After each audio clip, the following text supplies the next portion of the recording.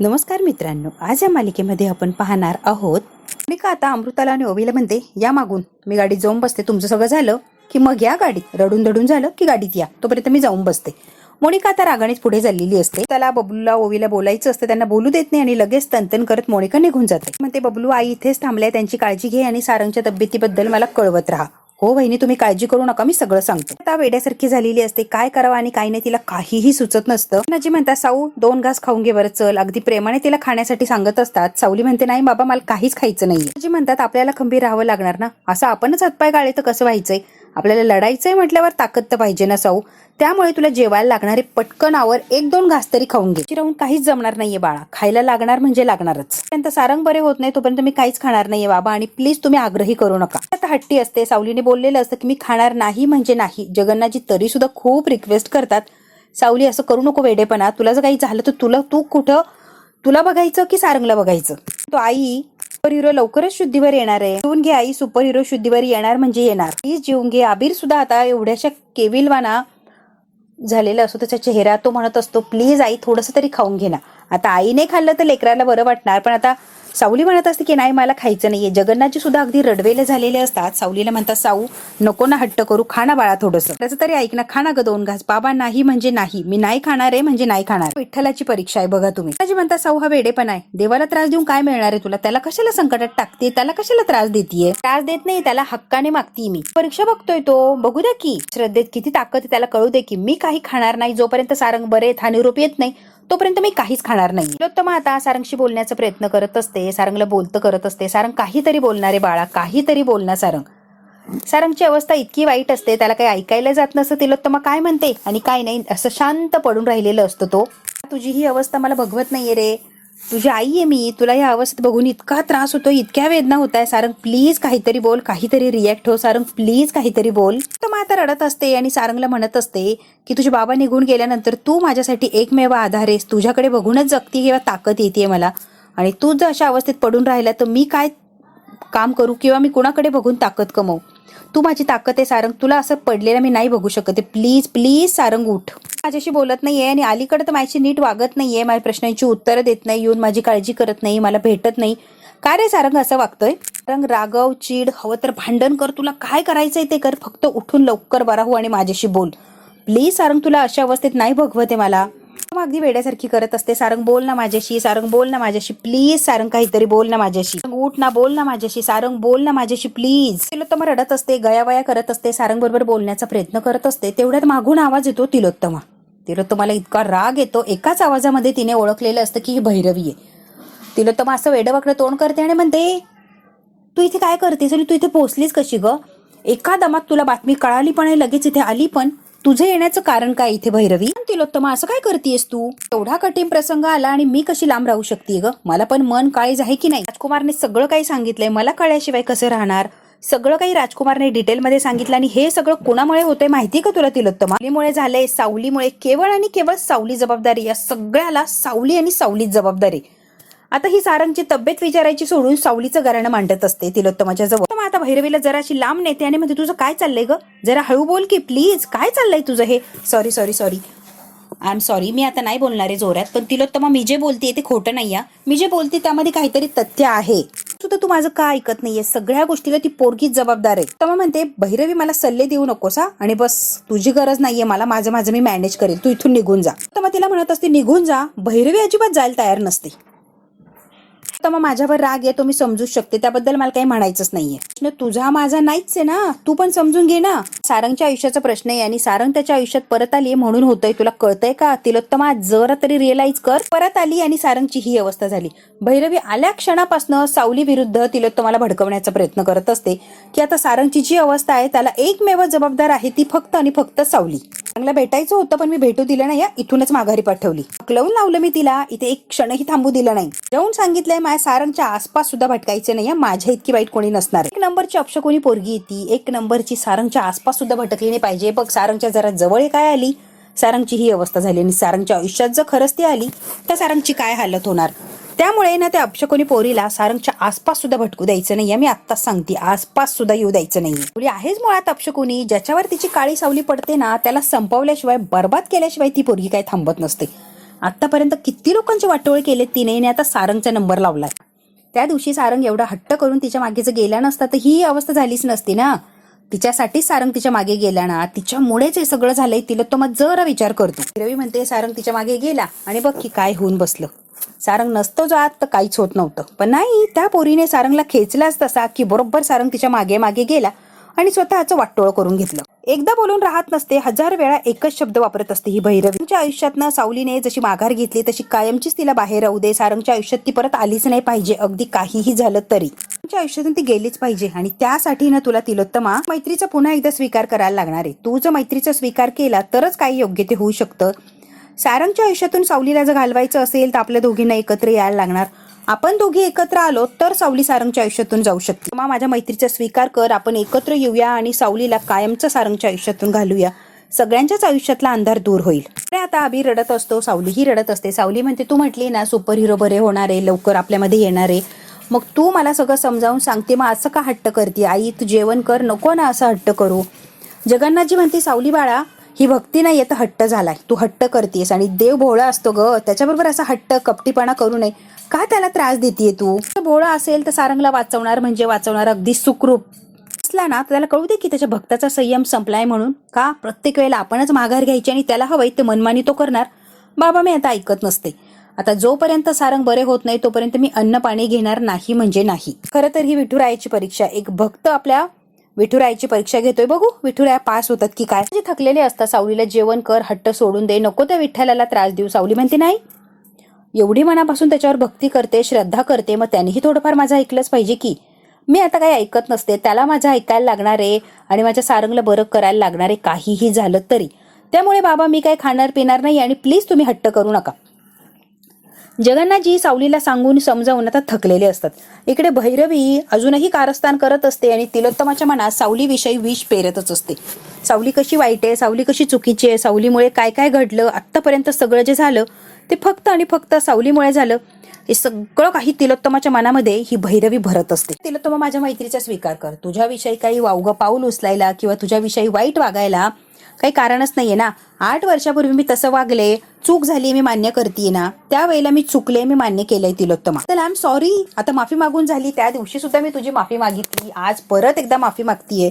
आणि कसं आहे ना तिलोत्तमा, तुला मला माफ करायला लागणार, माझ्यावर विश्वास ठेवायला लागणार. तर तू माझ्यावर विश्वास ठेवत नाही तर काहीच होणार नाहीये. माझ्यावर विश्वास ठेवायला लागणार, मैत्री करायला लागणार, तरच आपण दोघे मिळून त्या सावलीचा काटा काढू शकतो. Really sorry, I am really sorry. किती वेळा माफी मागू? 1000 वेळेला माफी मागायला तयार आहे. फक्त तू मला माफ करून टाक प्लीज प्लीज. तिलोत्तमा मला माफ करून टाक. वागलीयस ना ते सगळ्यात नीच आणि खालच्या पातळीच होतं भैरवी. तिलोत्तमा त्या सावलीने माझ्याकडे काही पर्यायच ठेवला नव्हता. मग मी काय वागू आणि कसं वागू? माझ्या पोरीचं आयुष्य बर्बाद केलं होतं. मग काय त्या सावलीची पूजा करू मी? तिला माझ्यापासून कायमचं तोडलं म्हणून मला तिला बर्बाद करायचं. परत घातली आणि या सगळ्या प्रकरणात माझ्या ताराची काहीही चूक नसताना सुद्धा तिला सगळं भोगायला लागलंय. माझ्या ताराला घराच्या बाहेर हकलवलं का? तिची काही चूक नसताना सुद्धा. मग मी तुला टॉर्चर करणारच ना ग. घरातून तिला बेघर केलं, तिचं काहीही चूक काहीही कारण नसताना मग मी तुला कशी सोडणार ग? माझ्या पोरीला वाचवण्यासाठी मी तुला त्रास दिला, त्यात काय चुकले? आई म्हणून मी कुठेच चुकलेली नाहीये तिलोत्तमा. लज्ज भैरवी सगळं करून सुद्धा तिलोत्तमाला म्हणते की मी कुठेच काही चुकलेली नाहीये. मी फक्त आणि फक्त ताराला न्याय मिळवून देण्यासाठी हे सगळं वागले. काय हे जे काही प्रकरण झालं त्यात ताराने मलाच जबाबदार ठरवलं आणि माझी तारा कायमची माझ्यापासून तुटली. परत तारा माझ्या जवळ आलीही नाही किंवा बोलण्याचा प्रयत्नही केला नाही. एकीसाठी केलंय की मी तिला हक्काचं घर मिळवायचं, तिच्या हक्काचं तिला मान मिळवून द्यायचा, त्यासाठी केलं कोरघोड्या. त्यात काय एवढं? आणि आई आहे, आई काहीही करू शकते आपल्या लेकरासाठी. आणि तिलोत्तमा एक्झॅक्टली मीही तशीच वागली माझ्या लेकरासाठी. लेक तर माझ्या हातात नाहीये पण तुझा सारंग तुला परत मिळू शकतो. प्लीज माझी मैत्री स्वीकार आणि मी म्हणते तसं वाग. म्हणते कसं आहे ना भैरवी, या क्षणाला मी काय करू, कशी रिॲक्ट होऊ, कशी वागू मला कळतच नाहीये. अजिबात ऐकत नाही, अजिबात माझं काही ऐकत. विरोध करायचा प्रयत्न केला, खूप लांब ठेवण्याचा प्रयत्न केला पण सारंग काही केले ऐकत नाहीये. तिला भेटतोच आहे, त्यांचं भेटणं वरच्यावर वाढतच चाललंय. थांबू तूच सांग बरं, शक्यच नाहीये त्याला थांबवणं. तो काय लहान लेकरू आहे का? मारून त्याला घरातच बसवायला. थांबवण्याचा सुद्धा प्रयत्न केला मी तिलोत्तमा. आता भैरवीला सांगत असते, तुला काय वाटतं भैरवी, मी तिला थांबवण्याचा प्रयत्न केला नाही. डायरेक्ट तिच्या घरात जाऊन समोरासमोर तिच्या डोळ्यात डोळे घालून तिला सांगितलं की माझ्या सारंगपासून लांब राहा. ती सुद्धा ऐकायला तयार नाहीये. ती म्हणते स्वतःच्या लेकाला जाऊन सांगायचं की सावलीला भेटू नको. तिच्यापासून लांब राहत नाहीये, त्यामुळे तिला दोष देण्यात तरी काय अर्थ आहे? रिलॅक्स तिलोत्तमा, जिथे तुझी वैचारिक क्षमता संपते ना, ती वैचारिक क्षमता भैरवीची सुरू होते त्या क्षणापासून. सगळं काही माझ्या पद्धतीने करते, तू अजिबात टेन्शन घेऊ नको तिलोत्तमा. चांगलंच माहितीये सावलीला सारंगच्या आयुष्यातनं कसं बाहेर काढायचं. तू बघच आता मी कशी बाजूला करते तिला. मग खूप घाबरलेली असते, कारण तिलोत्तमाला माहिती भैरवी कुठल्याही पातळीला जाऊ शकते, कदाचित सावलीला मारू सुद्धा शकते. त्यामुळे आता तिलोत्तमा घाबरलेली असते की ही भैरवी काहीही करू शकतीये, फक्त सावलीचा बदला घ्यायचा यासाठी ती काहीही करू शकते. सावली सुद्धा सारंगवर पडू देणार नाही. I promise. तिलोत्तमा प्रॉमिस करते तुला. तिला कायमचं मी सारंगच्या आयुष्यातून बाजूला फेकून देईन. त्यासाठी तुला आपलं जुनं वैर सगळं विसरून जायला लागणार. नव्याने सुंदर अशी मैत्री आपल्याला करायला लागणार, तरच आपण काहीतरी करू शकतोय. तू जर मनात कपट ठेवलं तर तिलोत्तमा काहीच होणार नाहीये. मैत्रीचा स्वीकार करायला लागणार आहे तुला सगळं विसरून. तिलोत्तमा म्हणते हो ना भैरवी, माझ्याकडे सध्या तरी दुसरा कोणताच मार्ग उरलेला नाहीये. आता मात्र भैरवी आणि तिलोत्तमाने एकमेकांची हात मिळवणी केली. त्यांनी काय चर्चा केली हे सगळं बबलूने ऐकलेलं असतं, डोळ्यांनी बघितलेलं असतं. बबलूला जब्बर असा धक्का बसलेला असतो. फक्त सावलीला सारंगच्या आयुष्यातून दूर करायचंय म्हणून तिलोत्तमा आणि भैरवी एक झालेले असतात. आणि हे बबलूने स्वतः बघितलेलं असतं, कानाने ऐकलेलं असतं. त्याला फार असा धक्का बसलेला असतो की तर सावलीचं काय होणार. इकडे आता ओवी जी असते ती बेडरूम मध्ये आलेली असते. विठुराया असतात, ते विठुरायाला बाहेर काढते आणि तिथे टेबलवर ठेवते. ओवी विठुरायाची मूर्ती तिने तिथे ठेवलेली असते. तेवढ्यात अमृता येते. ओवी काय करतेस तू, दरवाजा उघडा आहे, कुणी बघितलं तर काय होणार, कशाला उगाच करतेय तू, नको ना कशाला करतेय बाळा हे प्लीज. अमृता तिला समजावून सांगत असते विठुरायाची मूर्ती अशी बाहेर काढू नको, कुणी जर बघितलं तू उगाच वाद व्हायचे. ते कोणाला बघायचंय बघू दे की, मला फरक पडत नाही. कोणाला काय करायचंय ना करूच दे. विठुरायाकडे प्रार्थना करायची माझ्या बाबाला लवकरात लवकर बरा कर. ओवी हट्ट करत असते अमृताकडे. तेवढ्यात काय अबीरचा फोन आलेला असतो. अमृता तिला फोन देते आणि अमृता निघून गेलेली असते. अबीर म्हणतो का ग सुपर हिरोची तब्येत बरी आहे का, काय म्हणणं आहे, दवाखान्यातून काही निरोप वगैरे आला का. ओवी आता रडायला लागलेली असते. काहीच माहित नाहीये, बबलू काकाने अजून फोन लावलेला नाहीये आणि बाबाची तब्येत कशी आहे तेही सांगितलेलं नाही. म्हणतो काहीच होणार नाहीये, सुपर हिरोला अजिबात काळजी करू नको. त्याकडे प्रार्थना करते बाबाला लवकरात लवकर बरं कर यासाठी. बरोबर बोलते तू ओवी, तू बरोबर बोलतेय. विठुरायाच काहीतरी करू शकतोय, कारण जेव्हा ऍक्सिडेंट झाला ना त्यावेळेला आमच्या मदतीला जो माणूस धावून आला तो साक्षात विठ्ठलासारखाच प्रकट झाला. साक्षात विठुरायाच होते जे सुपर हिरोला वाचवण्यासाठी तिथे आले. त्यांनी मदत केली आणि वेळेवर आम्हाला हॉस्पिटलमध्ये पोहोचवलं. तो विठुरायाच होता. तू विठुरायाकडे प्रार्थना कर, विठुराया नक्की तुझं ऐकेल. आई विठुरायाकडे सुपर हिरोसाठी व्रत करतेय. विठुराया तुम्हाला दोघींना पावणार आणि सुपर हिरो लवकरात लवकर बरा होणार बघ तू ओवी. अबीर आता ओवीला आधार देत असतो. अबीरने कोणतं व्रत केलंय रे अबीर. ती म्हणतीये जोपर्यंत सुपर हिरो शुद्धीवर येत नाही तोपर्यंत अन्नाचा एक कण सुद्धा घेणार नाहीये. आम्हाला खूप लागलंय का तो शुद्धीवर येणार नाहीये का लवकर. आता ओवी अजूनच घाबरलेली असते. सगळे खोटं बोलत होता ना माझ्याशी की थोडंसंच लागलंय म्हणून. खूप रडत असते ही ओवी. अबीर म्हणतो नाही ग, जास्त त्रास होऊ नये म्हणून लपवलंय तुझ्यापासून. का खोटं बोलला माझ्याशी, मला काय खरं सांगितलं नाही. माझ्या बाबाला एवढं लागलंय सुपर हिरोला शुद्धीवर आणण्यासाठी डॉक्टर आहे, तू कशाला टेन्शन घेतीये. डॉक्टर सगळं काही व्यवस्थित करतील आणि सुपर हिरो शुद्धीवर आणतील म्हणजे आणतीलच. माझ्या बाबाच्या जवळ जायचे, काहीही करेन आणि बाबाच्या जवळ जाणार म्हणजे जाणार. म्हणतो तू काळजी करू नको, तू एकटी नाहीयेस, तुझा भाऊ सुद्धा तुझ्या सोबत आहे. आता तिलोत्तमा अजून सुद्धा रात्रंदिवस त्या सारंगच्या जवळ बसलेली असते. घरी जायला ती काय तयार नसते. बबलू घरी येतो, फ्रेश होतो आणि परत तिलोत्तमाकडे येतो. मॅम किती वेळ तुम्ही असं बसणार आहे, तुम्ही घरी जा, जरा फ्रेश व्हा आणि परत या, जरा बरं वाटेल तुम्हाला. तर मग आता बबलू म्हणते तुला सुस्त कसं रे, चहा कॉफी आणतोय माझ्यासाठी. परिस्थिती काय आणि चहा कॉफी, तुला सुस्त तरी कसं रे अशा परिस्थितीत.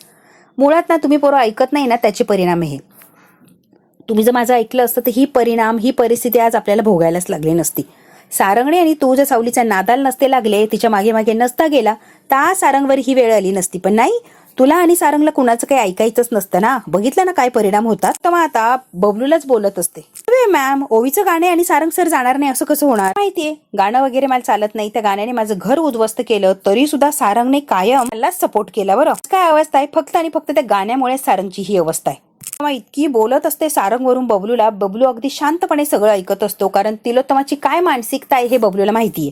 मी ना तुला हात जोडून रिक्वेस्ट करते बबलू, सारंगला सावलीपासून लांब ठेव, म्हणजे सारंगच्या आयुष्यात काहीच दुःख काही संकट येणार नाही. ती पोरगी जिथे ना पाऊल टाकते ना तिथे सगळं विनाश करून टाकते. सारंगच्या आयुष्यात आली नाही आली कुठे की सारंगला बर्बाद करून टाकलं. तुझ्या पाया पडते मी बबलू, हात जोडून तुला विनंती करते, सारंगला आणि सावलीला कधीच एकत्र येऊ देऊ नकोस. पुढे मला धोका अजिबात पत्करायचा नाही. ना तेवढं करा, कारण देत बसू नकोस. एक प्रश्न विचारतोस मी आता, भैरवी माय आल्या होत्या कशासाठी आल्या होत्या आणि तुमच्यात काय बोलणं झालं. तब्येत बघायला, सारंग बद्दल कळायला म्हणून आली होती. बघायला आल्या, सारंगला बघायला आल्या, तुमची मानसिक स्थिती कशी आहे ते विचारण्यासाठी आल्या, तुम्हाला आधार देण्यासाठी आल्या. मग हात मिळवणी कशासाठी केली. भेटायला आलेला माणूस हात मिळवणी करत नाही मॅडम. तिलोत्तमा म्हणते, बबलू हो मी स्वतः बघितलंय, भैरवी माईशी तुम्ही हात मिळवणी केली. माहित नाही का भैरवीने आपल्या कुटुंबाला किती त्रास दिलाय, कसं वेठीस धरलं होतं, तरी तिच्याशी हात मिळवणी करताय तुम्ही. राहवतच नाही. बबलूने तिलोत्तमाला विचारलेलंच असतं की भैरवी कशासाठी आली आणि तुम्ही का तिच्याशी हात मिळवणी केली. एवढे सगळी तिने वाट लावली आपल्या घरादाराची, तरी सुद्धा तिच्याशी परत हात मिळवणी करताय. साथ देत नाहीये बबलू. बोलतोयस, तुला कळतंय का बबलू. आता चिडलेली असते तिलोत्तमा, कारण चोरी पकडलेली असते ना बबलूने. चांगलंय ना, तिला साथ देत नाही ना, मग चांगलंय, मला काय नाही म्हणायचं. मग सुद्धा मनात आणून देऊ नका, कारण ती बाई विषारी आहे, विषारी. माहिती ना ती कशी. आता हा बबलू मुद्दाम टोचून तिलोत्तमाला बोलत असतो. बबलूला राहवतच नाही.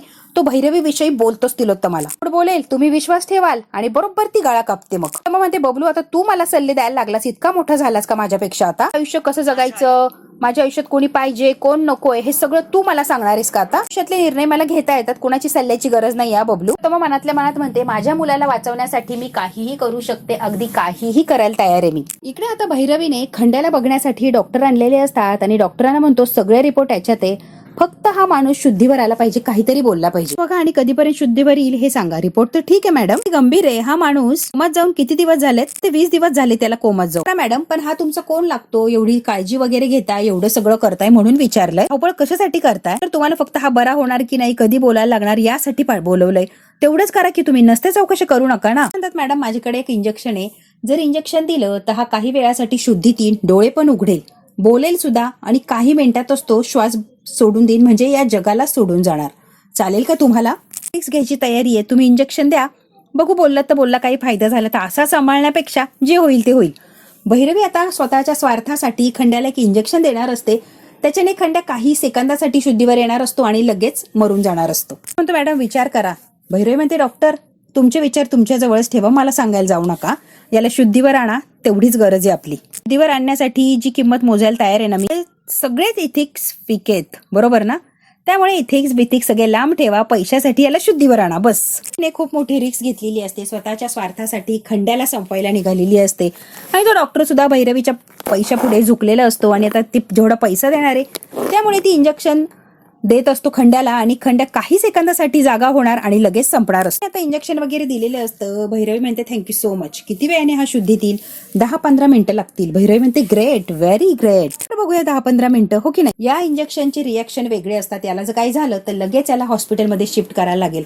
तो कॉल मी घेईल, डोंट वरी डॉक्टर. तेवढ्यात भैरवीला भेटायला मोनिका आलेली असते. भैरवी म्हणते आता ही मोनिका कशाला आली इथे, भैरवीच्या अशी डोक्यात गेलेली असते ना, आता आला नाही का रे, कशाला आला इकडे बोलवायला. बघते हा 5-10 मिनिटात शुद्धीवर येईल, याच्याकडे लक्ष दे. शुद्धीवर यायला लागला की डॉक्टर साहेबांची काही गरज नाहीये, त्यांना जाऊ दे. मग निघून गेलेली असते बाहेर, तिला मोनिकाला भेटायचं असतं आणि डॉक्टर वाट बघत असतात खंड्या कधी शुद्धीवर. तर इकडे विचारात हरवलेली असते, फक्त आणि फक्त सारंगचाच तिला विचार येत असतो. सारंगने तिला कसं प्रपोज केलं, कसं प्रेम व्यक्त केलं, सगळं सगळं काही सारंगचं तिला आठवत असतं. सारंग बरोबर घातलेले सगळे क्षण तिला आठवत असतात. सावली वेडीपिशी झालेली असते फक्त आणि फक्त सारंगच्या विचारानं. तिला आठवत असतं की सारंग किती प्रेम करायचा, किती जीव लावायचा, सगळं काही आठवत असतं आणि सावलीच्या चेहरे गोड असं हसू आलेलं असतं. आता लगेच तिलोत्तमाने कसं तिला घराच्या बाहेर काढलं, कसं भांडण केलं, सगळं काही प्रसंग सावलीला आठवत असतो आणि त्यानंतर सारंगने तिची साथ दिली नाही हे सुद्धा सावलीला आठवत असतं. हट्ट आपल्या घराला कसा भोवला बघितलंस ना, सनकन अशी कानाखाली ठेवून दिलेली असते सावलीला, तो प्रसंग आता सावलीला आठवलेला असतो. आणि धक्के मारून सावलीला घराच्या बाहेर काढलेलं असतं. सगळं काही सावलीला आठवत असतं. सारंग जेव्हा स्टेजवर पहिल्यांदाच 8 वर्षानंतर तिच्या समोर आला तेव्हा सावलीला असं वाटलं होतं की त्याला घट्ट अशी मिठी मारावी, पण नंतर इगो आड आला आणि सावली आणि सारंग परत वेगवेगळे झालेले असते. हे प्रसंग आठवत असतात आणि खूप वाईट वाटत असतं की सारंग सरांना मी का त्रास दिला, परत भेटलो होतो ना आम्ही, मग मी सारंगला त्रास द्यायला नको होता. मात्र नंतर टेंडर मिळालं तेव्हा सारंगला झालेला आनंद, सारंग बरोबर घातलेले सगळे क्षण सावलीला सारखे आठवत असते. परीक्षा संपली की त्याला घरीच घेऊन येतो. सावली म्हटलेली असते अजिबात नाही, तुम्हाला त्याला आमच्या घरी जाऊन सांभाळायचं असेल तर ठीक, तुमच्या घरी त्याला आणायचं नाही. कळेल का सावली, नाही कंटाळणार, त्याला तिथेच सांभाळायचे आमच्या घरी. प्लॅनिंग आधीपासून झालंय तो काही प्रसंग घडलाय सगळा सावलीला आठवत असतो आणि त्याच्याने अजून तिला वाईट वाटत असतं की मी किती वाईट वाटलीये सारंग सरांशी. बोललेली असते की जे काही चाललंय ना सावली ते खूप वाईट आहे आणि याचे परिणाम तुलाच नाही तर तुझ्या कुटुंबाला सुद्धा भोगायला लागतील. आणि एक्झॅक्टली तसंच झालेलं असतं. सारंग सावलीचं कुटुंबाचा भाग आहे किंवा एक महत्वाचा व्यक्ती आहे आणि बरोबर त्यालाच भोगायला लागलेलं असतं. तिलोत्तमा जे बोलली ते अगदी खरं झालेलं असतं. त्या सगळं काही आठवत असतं. तिलोत्तमा म्हटलेली असते तू त्याच्या आयुष्यात आली आणि आयुष्याची वाट लावली. माझ्या सारंगला आता कधी आणि कधीच तू भेटायचं नाहीये. तुझा आणि सारंगचा काही एक संबंध नाहीये. तू सारंगला आता परत कधीच भेटणार नाहीयेस. सावलीला तो सगळा प्रसंग आठवलेला असतो आणि सावली खूप नाराज झालेली असते, खूप रडत असते. बघू आता सारंगला कधी शुद्ध येणार आणि तिलोत्तमा सावलीला स्वीकारणार का.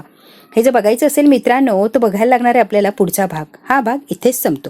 व्हिडिओला लाईक शेअर सबस्क्राईब नक्की करा. धन्यवाद मित्रांनो.